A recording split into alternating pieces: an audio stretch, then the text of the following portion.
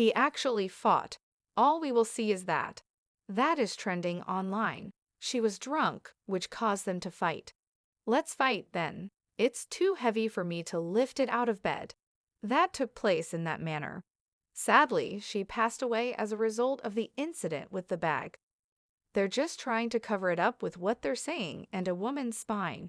You all are aware that I was not engaged in combat in the video.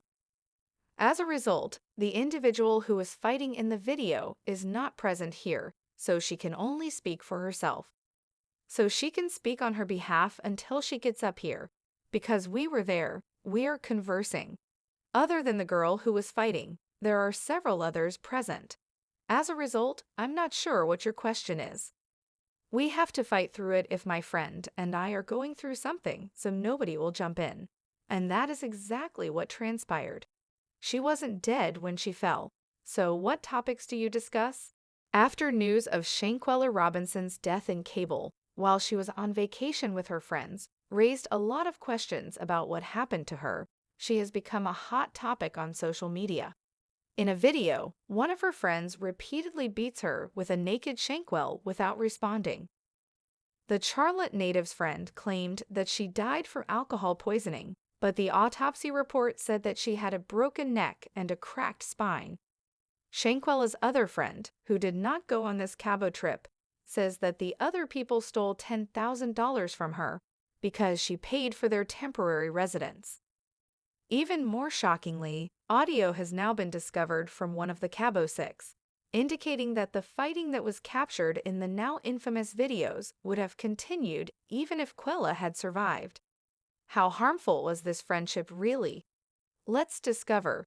Moore says that in an audio file that she says was made by Winter Donovan, a member of the Cave Six, she says that his friends would prefer to settle their differences in a fistfight. She goes on to say that Shanquella had done something terrible to one of her friends, which would seem to be the one she saw fighting on tape. Donovan also makes it clear that no one else can intervene if two friends decide to settle their differences in a fight. As a result, they all sat back and watched as Ms. Jackson beat Shanquella. Shanquella and her friends went on vacation to Mexico. She passed away on October 28 within 24 hours of their arrival at the Fundador's Villa in San Jose del Cabo. Khalil, Dakini, and Winter informed Salamander and Bernard, the victims' parents, that their daughter succumbed to alcohol poisoning. To return Shanquella's luggage, the trio went to the parents' house. Shanquella's death has only gotten worse since she passed away, as two contradictory autopsy reports tell very different stories. Additionally, this audio confession demonstrates that these friends were quite toxic to one another. The first report stated that when medical personnel arrived at Shanquella's villa, they only found out 15 minutes later that she had died from a severe neck and spinal cord injury. However, a second report that was made public stated that medical personnel discovered her intoxicated but alive and stable. They suggested that Shanquella's friends take her to the hospital, but they declined. The Cabo Six of wickedness is once more demonstrated by this. It's as though they were all set on seeing the young entrepreneur pass away. Shanquella didn't appear to get any worse until a second medical professional arrived on the scene 2 hours later. The hairdresser was having seizures, the police report says, and her pulse was getting lower.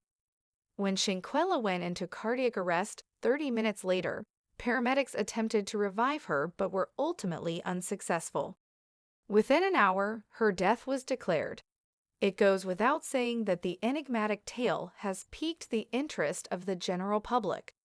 Even though everyone agrees that her death was tragic, numerous attempts have been made to use it as a cautionary tale, arguing that this is the reason why you shouldn't call everyone your friend. However, Shanquella's friend went on vacation with friends she had known for a long time and trusted. These were either new acquaintances or complete strangers. She was familiar with these people, as was her family. Khalil Cook, Shanquella's proclaimed best friend of 5 years, was in the group. He had been cared for by her family after spending time with them. Another friend was Nazir Wiggins, who has already declared his innocence on Instagram. He asserts that he was the only one who remained by Shanquella's side as she passed away, taking care of her when she was ill. Other than what we've seen in the surface videos, there isn't much information available about her friends Malik Dyer, Witter Donovan, or Alice Michelle Hyatt. The public, on the other hand, is most interested in Ginny Jackson, the group's last friend. Shanquella had previously interacted with Ginny, a college friend, prior to the trip. Sadly, however, it is also believed that she abused the social media influencer in the video. A warrant for her arrest has been issued by Mexican authorities since the video was made public, but nothing concrete has been done. So far, the trip has yielded few videos. The most well-known is the one in which Shanquella and Ginny fought with what appeared to be one side. Since then, another one has been found in which Shanquella calls for her friends, but when she enters the room, they all remain silent. Despite the fact that the police report indicates that Wendy was the one who attempted to call the police for assistance, our sources still do not know who actually attempted to assist her. However, the burning question remains: why did these individuals who knew Shanquella and her family intend to harm her and then attempt to conceal it? Why did her friends record the fight and then tell a lie that she was poisoned by alcohol? Kali, her best friend, dropped off her luggage with her mother, Sally Lamando Robinson, when the six friends returned home. He appeared sincere and sorry when he informed her that her daughter had died from alcohol poisoning. As a kind and thoughtful friend, he spent days at their house. That is, up until the initial autopsy report revealed that Shanquella had been murdered.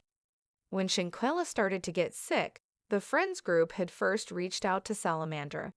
They communicated frequently with her, just like any good friend would.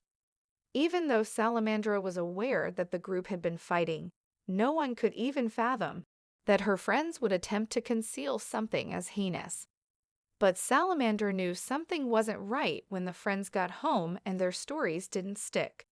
Nobody really knows why they were fighting, what caused it to become so physical and violent, or why Shanquella was killed. Donovan, however, suggests that this was a group culture among the friends based on this recent audio.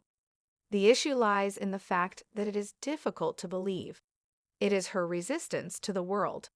Everyone is rushing to find answers as the news of Shanquella's death is so confusing and there are no consistent stories. The public is trying to determine what took place and why, with the goal of preventing similar incidents in the future. The general consensus has been that Shanquella simply ought to have chosen better friends up until this point.